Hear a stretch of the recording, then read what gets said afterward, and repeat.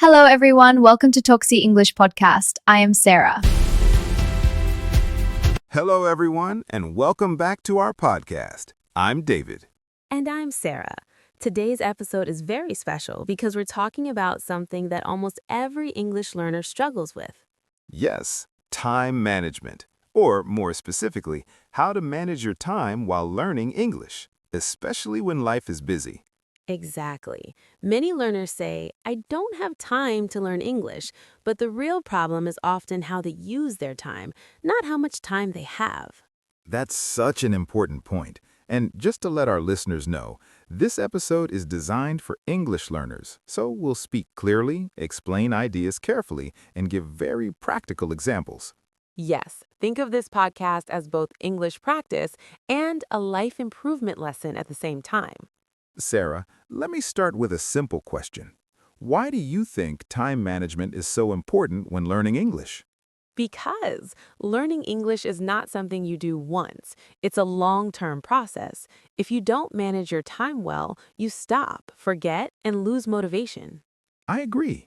English is not like studying for one exam and then finishing forever. You need daily contact with the language. Yes, and many learners think they need many hours every day, which is not true. What they really need is consistency. That's a key word, consistency. Even 15 to 30 minutes every day is better than studying for 3 hours once a week. Exactly. When you manage your time well, English becomes part of your life, not a stressful extra task. Let's talk about common problems. What do most English learners do wrong with time? The first problem is waiting for free time. People say, I'll study English when I have free time. But free time never comes. Exactly. There's always work, family, social media, or something else. Successful learners create time instead of waiting for it. Another problem I see is doing too many things at once. Learners try grammar, vocabulary, speaking, listening, writing, all in one day.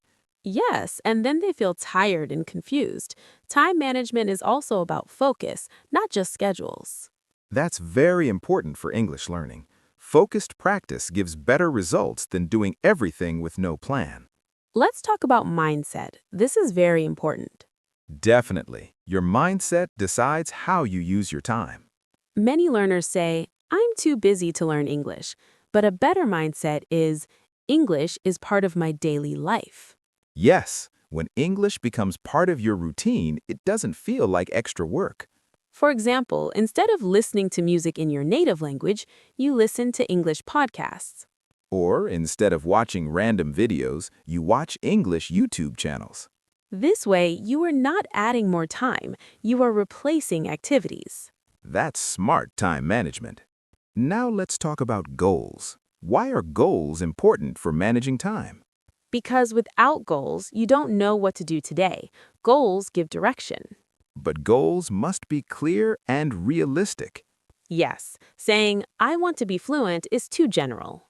A better goal is something like, I want to understand English podcasts without subtitles in 6 months. Or, I want to speak English confidently at work meetings. Once you have a clear goal, you can decide how to spend your time. Big goals are important, but small daily goals are even more important. Absolutely. Big goals give motivation, but small daily goals create progress. For example, a daily goal could be learn 10 new words, listen to 15 minutes of English, speak English for 5 minutes. These small goals are easy to fit into a busy schedule. And when you complete them, you feel successful, which increases motivation. Let's get practical. One of the best time management steps is understanding your daily schedule. Yes, many learners don't actually know how they spend their time. I always recommend this.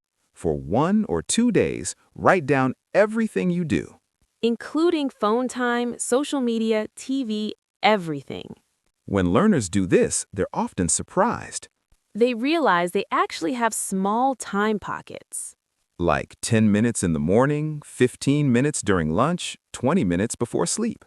These small pockets are perfect for English learning. Many people think learning English needs long study sessions.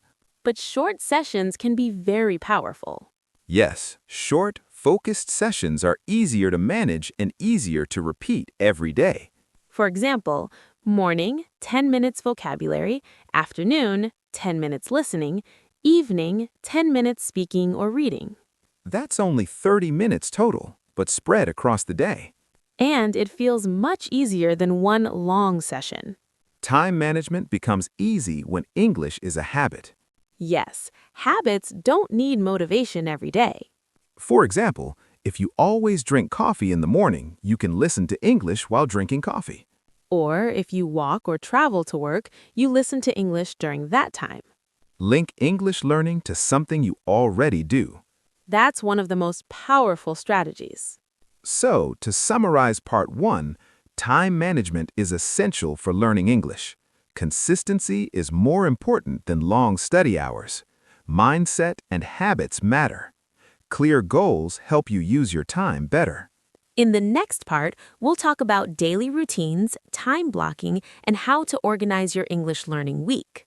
Yes, very practical strategies coming next. Thanks for listening, and remember, you don't need more time, you need better use of time.